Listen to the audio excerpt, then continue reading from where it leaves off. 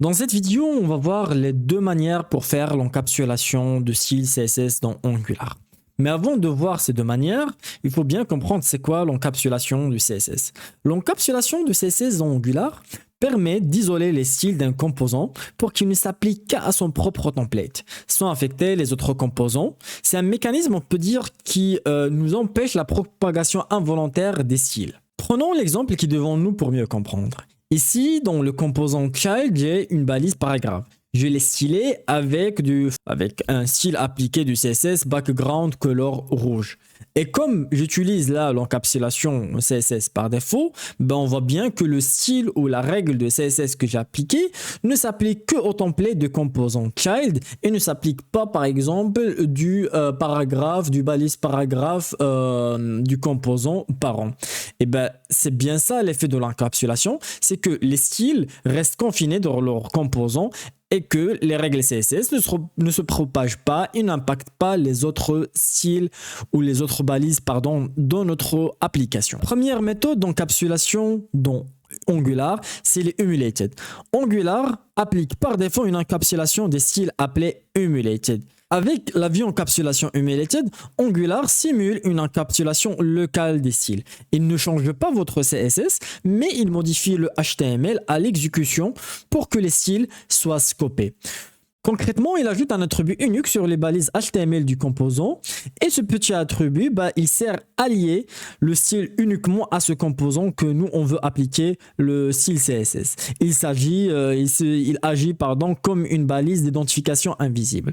Pour mieux comprendre, on revient à notre exemple. Ici, j'ai bien mentionné qu'on veut utiliser la méthode emulated.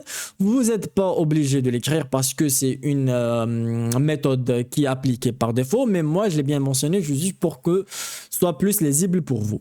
Sinon, on va voir qu'est-ce qu'Angular a généré pour notre balise paragraphe. On voit clairement qu'Angular a généré un attribut et elle va se baser sur l'attribut-là pour appliquer notre règle de CSS.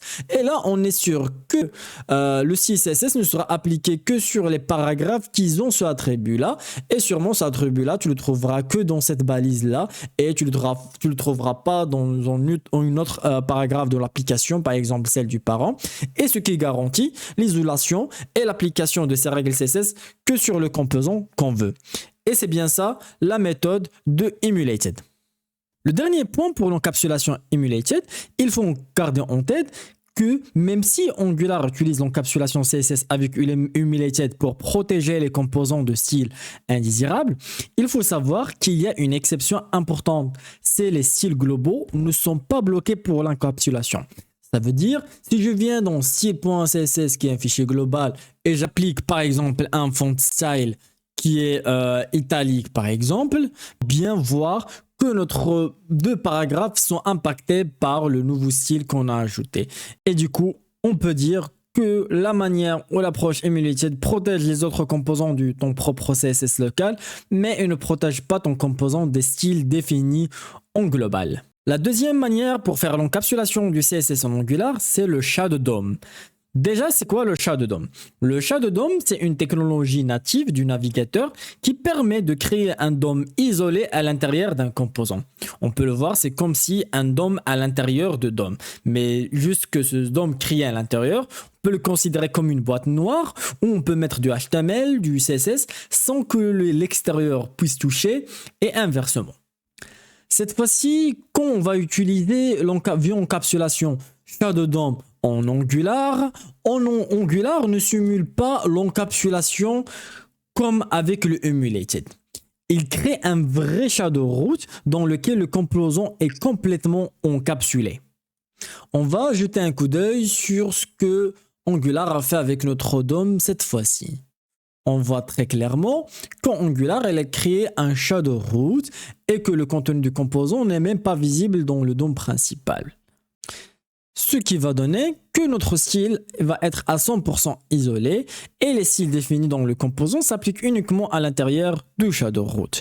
En résumé, vous pouvez voir le shadow room, c'est comme si le navigateur crée un DOM bien fermé, bien privé, inaccessible par les styles CSS de n'importe quel composant parent ou child ou n'importe quelle hiérarchie. Donc c'est une vraie encapsulation native garantie par le navigateur.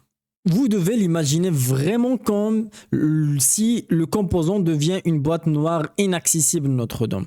Pourquoi? Parce que même le style CSS qu'on a appliqué tout à l'heure du font style italique, on voit clairement qu'il n'est pas appliqué dans notre composant child. Parce que avec le Shadow DOM, même le style global est totalement ignoré dans le Shadow DOM. Donc, le composant est 100% indépendant. Et on voit bien que le composant n'a pas appliqué le font style italique dans le style CSS.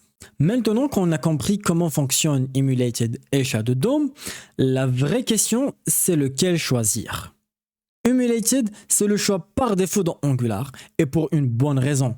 Il offre une encapsulation suffisante pour la majorité des projets, il est simple à utiliser et il est compatible avec tous les navigateurs, même les plus anciens. Et pour le Shadow DOM, c'est plutôt pour des composants vraiment indépendants. Vous pouvez utiliser Shadow DOM quand vous voulez créer des web components réutilisables dans votre projet ou framework.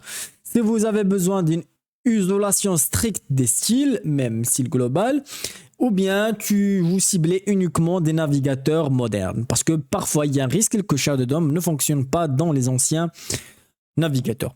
Mais pourquoi le Shadow DOM avec le Web Component et les librairies? Parce que imaginons dans un cas concret, vous voulez créer une librairie qui soit indépendante avec ses styles, mais que vous devez l'embarquer dans des autres projets.